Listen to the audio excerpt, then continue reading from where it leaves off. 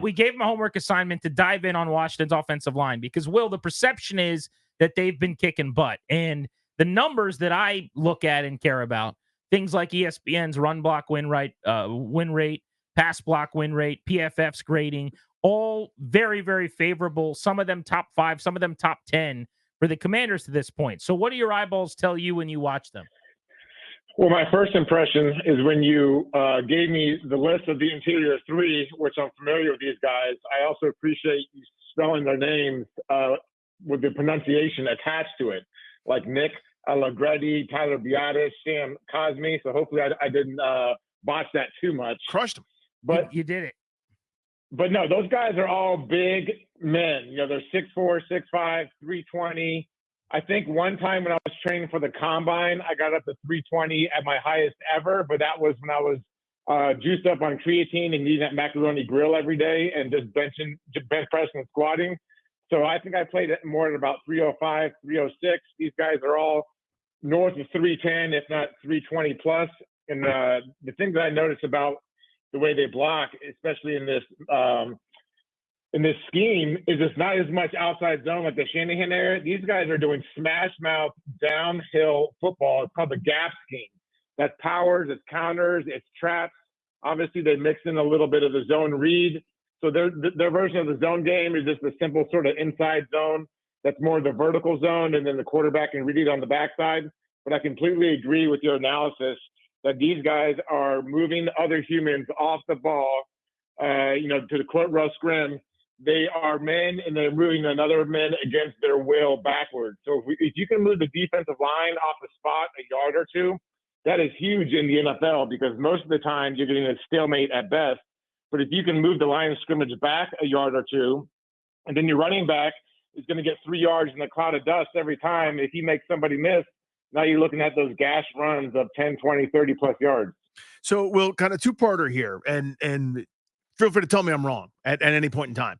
So I've always felt sort of non-QB runs notwithstanding. So, forget about kind of a zone read concept or something like that where the quarterback can take off. But in general, I've always felt like it's harder to run from the shotgun and maybe harder for the O-line. So first part of the question is agree or disagree with that. And then if you agree with me, how have they overcome that to be so effective in terms of run blocking? Well, I will say when you're making a snap from the center position, it's a little bit harder to make an accurate snap and then, fire off and block somebody because you almost have to slow yourself down trying to make an accurate snap and then speed back up and pile drive somebody. Now, if you're a guard or a tackle, I don't think it really matters either or. Okay. If you're definitely in a short yardage situation, kind of goal line, 4th and 1, you see the Eagles with Kelsey doing the tush push and all of that. The center can definitely fire off better if you're under center. Now, if you're in the gun, you can still do it. Hopefully you're sort of on your 45-degree angle so you can kind of, get a plant step down and then drive into your man with the second step. It's a little bit harder to straight fire off with that first step in the shotgun. But these big boys, like I said, they're 310, 320 plus, 6'4" to the 6'6" plus, and then they're all, they're doing a great job with it. I want to start at center, and Will Montgomery started at that position for Washington for years, joining us on Grant and Danny. I think Tyler Biadasz has been fantastic. He comes over from Dallas, kind of a mixed bag with what I was told about his performance with the Cowboys. But obviously Dan Quinn liked him enough as a guy, as a leader, and as a player that he made him a priority in free agency to reunite with him here. He's had 185 dropbacks basically in pass blocking, and he has allowed 1 pressure. And it was a hurry. He has not allowed a quarterback hit, a sack, anything like that, according to the PFF counting stats. When you watch him, what is he doing so well? He also hasn't been penalized yet, by the way, which seems like a big deal. Well, first thing I'll do is give you the analysis that my 7-year-old son and 9-year-old daughter gave me. We had the game on, and they saw a big number 63 up there. And they're like, wait a minute, Dad, are you still playing? Like, how are you still out there? I'm like, no, that's another big 63 that's an inch taller and about 10 pounds heavier. No, but I noticed that, and another quick tip with center is half the time you're in double teams. So that's another good part about center, unless you're playing a team with the 2-0 nose with the guy stacked over your head. So if you can cross your fingers during a couple games and not have many one-on-one blocks, that's why, The worse off you get, the closer to the ball that you get. So you're basically double team blocking the whole time. But no, I think Biadasz is doing a great job. You see him IDing the Mike or the Will or the Sam linebacker, setting the schemes. I see where he's pointing. So I think he's doing an excellent job. He's a big, thick guy. He reminds me of like those old school Steelers and Ravens O-line. They're just big bodies, and they're stout for the quarterback, which is great. So the pocket is firm in the middle, so there's room to step up. Your tackles are allowed then to ride the guys by. So it's really your prototypical, power, ISO, heavy-duty O-line. The Commanders have that right now. Longtime NFL lineman Will Montgomery with us here on G&D. So I'm going to go to the right tackle spot here, Will. Andrew Wylie got beat up pretty good last year, really struggled at the start of the season, actually played better as the season went, but nobody noticed because they weren't any good and they were losing a bunch of games, and his rep from early on wasn't the best. That was a spot where a lot of fans, dummies like me included, said, hey, they could probably do better there, but they're maybe kind of stuck with a contract to sort of see what happens. I feel like he's played well as part of this group. What do your eyes tell you about Andrew Wylie at right tackle? Well, I'll say one thing in general, and I'll pick on my buddy Tyler Biadasz over there. I know he's doing radio work for the Broncos. We were able to hide Tyler Biadasz, and I say that loving Tyler a lot. But if you run the ball and you execute play action and you stay ahead of the sticks, when I say that, you stay on schedule. It goes first down, 2nd and 7, 3rd and 1 to 2. And you don't let those pass rushers tee off. There haven't really been a lot of obvious pass situations. The run game has been there. The check down game, the quick game. Really, if you're an O lineman, especially a tackle, you're sweating about 3rd and long. If you can avoid a lot of 3rd and longs and obvious pass downs, you have yourself a good game because you enjoy the run game, you enjoy the play action, you enjoy the boot, you enjoy the zone reads. And if there are a couple pressures, your quarterback's going to bail you out of a couple of those and turn a sack into a 60-yard explosive play. So really the best thing you can do for a tackle who you may not think is an all-pro tackle is run the ball and stay on track. You know what I'm amazed by, Will, is they're doing this weird left tackle platoon timeshare thing that would seem to me like it could never work. I remember early on, maybe Shanahan's first couple games, we were all stunned because I think it was Derek Dockery was like the entrenched left guard. Yeah, it was Dockery. And he split time with Lichtensteiger, I think it was. And soon enough, Steigs took over as the starter. There was another time where Columbus, who you just mentioned, I think it was Columbus, digging back into my time on the beat now, so I might be confusing it. But like him and Jamal Brown started splitting. And it was because he was about to take over that starting job or whatever. And I bring this up to say, this is by design now, week in and week out, that it's basically a 50-50 timeshare between Cornelius Lucas and Brandon Coleman, the rookie. And I haven't really asked. I want to get over there when I'm able to for the next a press conference to say, like, how do they do this? Is it series by series? Is it 2, then the other one gets 2? And what is the idea here? But it is working really, really well. What do you make of it? Well, historically speaking, if the younger guy is getting reps, that's because they want him to win the job. Now, if the older guy is still getting reps, that means the younger guy hasn't quite beat him out yet. And then there's also a financial incentive to that. I remember when I first started getting reps, I think Artis Hicks took too much pre-workout jack. So I got back in there at right guard during the Shanahan era. And even though I came into the league as a 7th rounder and bounced around to a bunch of different teams, I knew I did not have a short leash at all because under the Bugle era and Zorn era, the previous season, I had been benched for sometimes average play. So when I was the guy that they didn't necessarily want, I actually played 7, what I consider amazing games in a row, and they couldn't replace me. So if you are the younger guy or the underpaid guy or the late round draft pick guy, you kind of have to, play better than your then you have to outplay the other guy no matter what. Now you're going to get more chances if you are a high draft pick guy, or the coaches have an incentive for you to play to make them look good. So there's a little bit of politics involved, but at the end of the day, the best guy usually will play. But it's just a matter of how many opportunities you get from where you come from. But just to make it work, I mean, everything we always hear about the line is continuity and reps and unity and togetherness. To be series by series having a different left tackle seems like it goes against that. Yeah, I mean, I think the biggest thing is your guard next to you. So if Big Nick over there is able to make his double team calls, because really, I don't want to say they're running a simple scheme, but essentially what they're doing is they're double teaming, they're down blocking, or they're running their pin and pull play. And when I mean the pin and pull play, you get your tight end and tackle blocking down, and then maybe your guard and your center are pulling. So they basically have three different schemes, and based on those three schemes, it could be a simple game plan where you have a 4-down defense. So you're basically double teaming, down blocking, or pulling. I mean, so it's kind of easy to make those calls.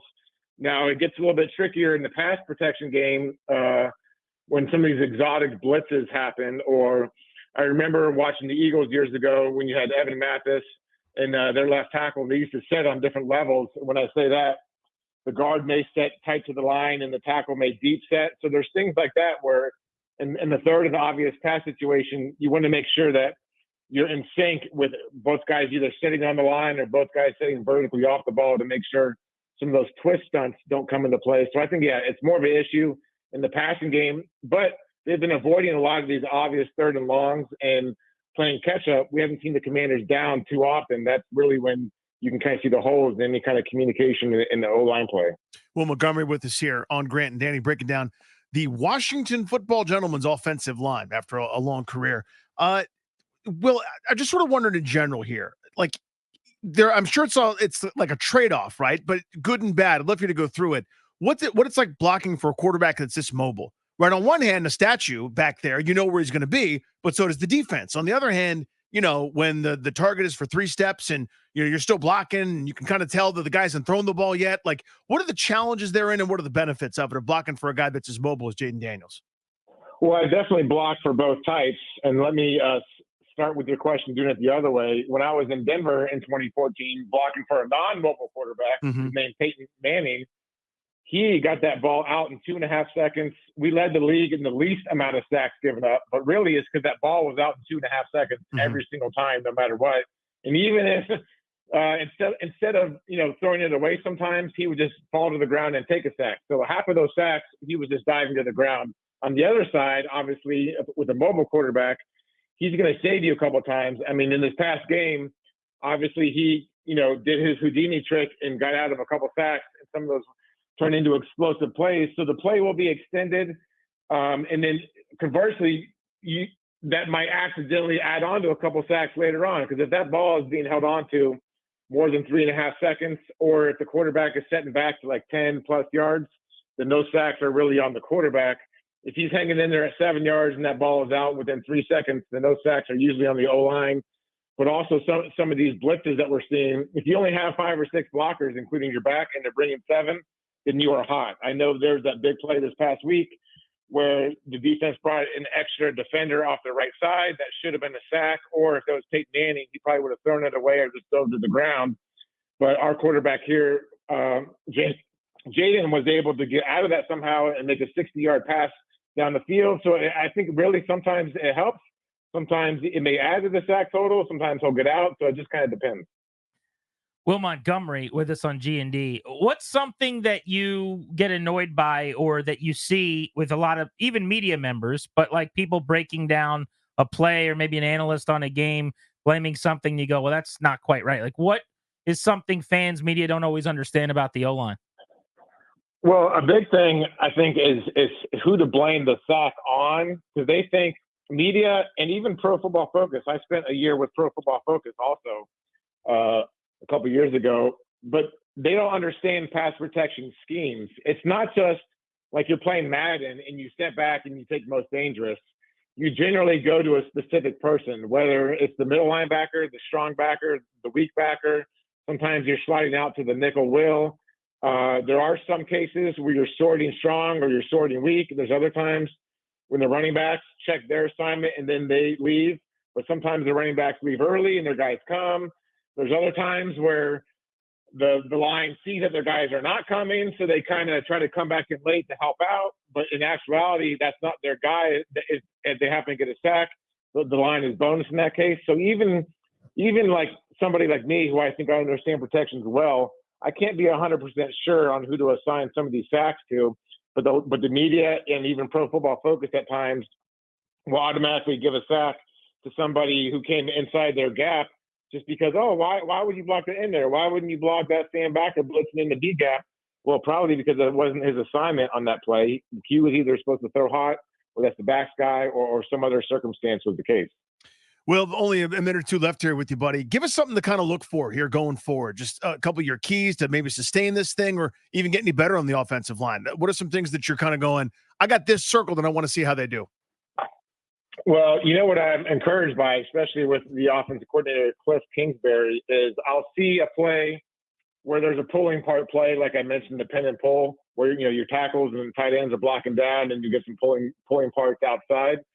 And then the very next play, he'll run that same concept, but throws a pass off of it. So I love how he's protecting the run plays with the play action pass. Not so different than how my 7th and 8th grade flag football team is going. I'll set it up with a reverse or a double reverse, and then I'll hit the fake reverse, the fake sprint end around, and hit them deep. So if I can trick the 7 and 8 year olds with flag football, that's basically Cliff Kingsbury is kind of stealing what I'm doing on my flag football team and doing it with the Commanders. You run the ball, you run the runs, and then you make it look like that. You take your play action shots deep, and that's really a different way of kind of running the Shanahan offense if you think about it. I know there's like 7 or 8 head coaches in the league running that right now.